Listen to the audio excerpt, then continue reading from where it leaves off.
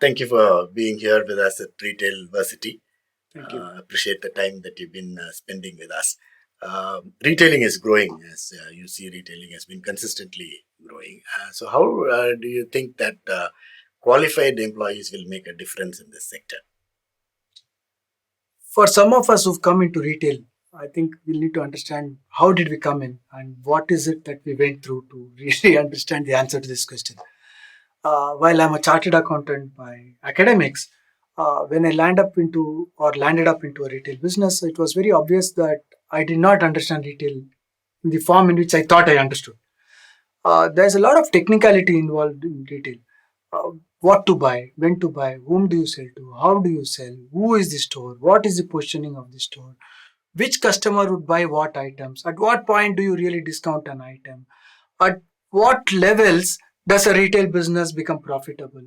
So while you may think that you are a chartered accountant who understands leverages, who understands various things around economics and stuff like that, retail is a business where you've got to go to individual customers, know what their preferences are, and then extrapolate it to make it a profitable business. And retail business is like juggling a whole lot of balls at the same time. I always call it a business where one has to be thinking like a juggler. Yeah. And you're juggling various balls, all of them have to be on air. If one ball falls down, you land up into a situation where the business completely crumbles. True. So it can only be done by people who are trained to be a juggler. So if you ask me, is it essential to really learn retailing academically? I also went through a whole lot of academic learning of retail simultaneously as I was also practicing retailer. And it's important because it's the same thing like a juggler. You've got to practice and practice and practice. Yeah. However, if you have an external impetus for somebody to learn faster, maybe instead of juggling after 4 years, you start juggling within 3 months. Yeah. So that is the big difference between learning it and not learning it. True. What you said is very true. I mean, they have to become adept in their, in the inputs that can come in from outside, and then they start practicing. So both go hand in hand with each other. And retailers, have been facing a lot of competition. I mean, nowadays online and even offline retailers, many of them come and many of them grow also. A few retailers have posted very good turnover in the recent past. People, especially who have come in from outside. How do you think that retailers are changing, with times? How are they doing it? The cliched answer is change is the only constant, right?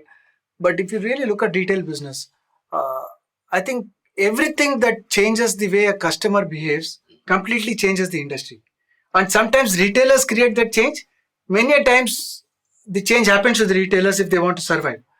For example, all that's happening around us on technology has dramatically changed the way a retailer looks at himself or the way they have to really behave. Till about a year before, people would say e-commerce is the big thing that's happening, and that's why retail, if they don't understand e-commerce, they don't understand anything.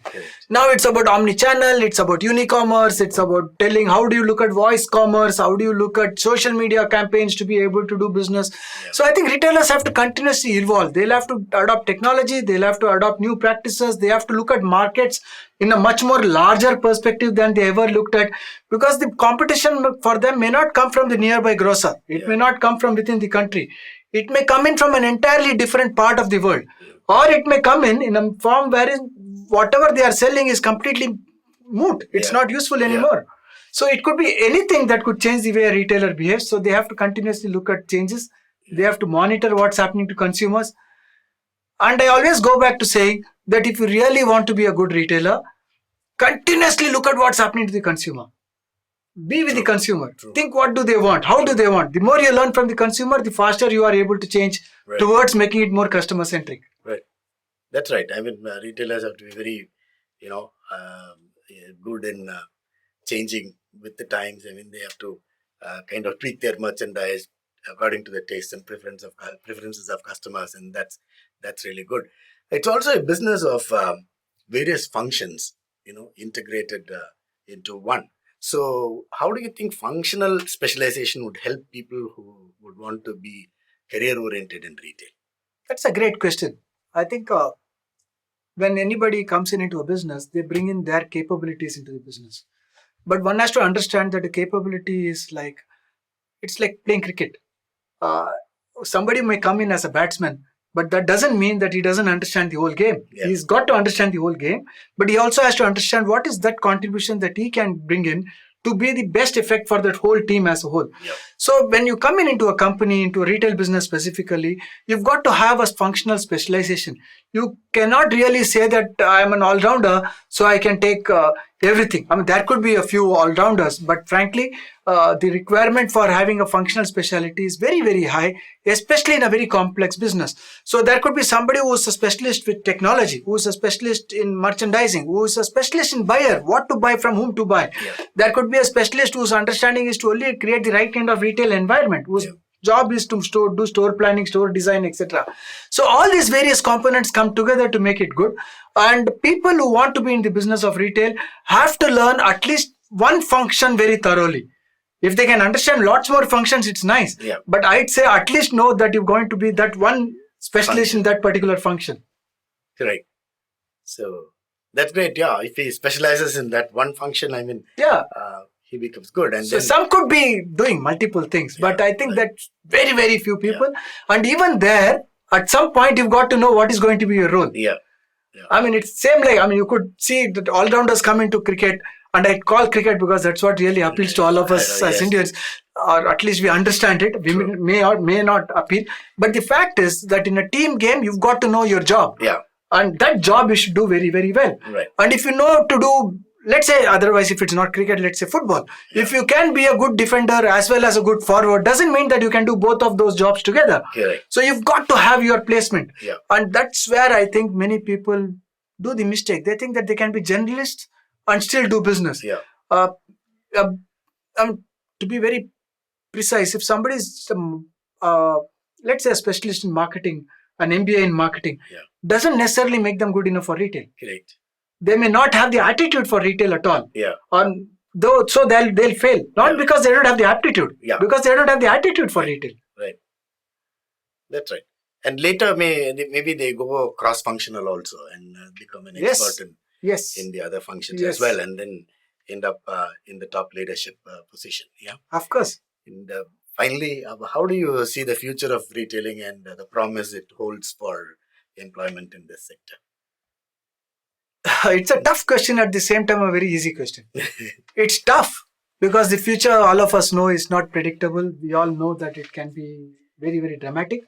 And there are also people who would say that, you know what, maybe retailer in a pure form doesn't need to be existing at all, because maybe manufacturers themselves will become retailers. Yeah.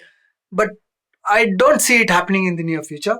And my belief is that as long as there are human beings, as long as there's consumption happening, and as long as a retailer knows that they are able to add some element of value in the entire supply chain, I think it will exist.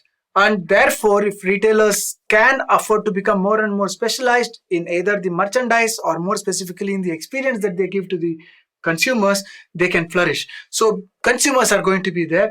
Thankfully, in India, and especially if in India, there are enough consumers. And if the per capita income is going to keep on increasing like we are projected to, I think it's beautiful business to be in. Yeah. Only thing is we'll need to know what is the niche that we are operating, how do we operate, how are we going to create what I would call as that compelling competitive advantage to remain at the front. Sure. Thank you so much, Kumar, for your inputs, for your ideas and opinions, and thank you so much. And thank you so much for your time. Thank you, Professor Gibson. It's really wonderful. Thank you.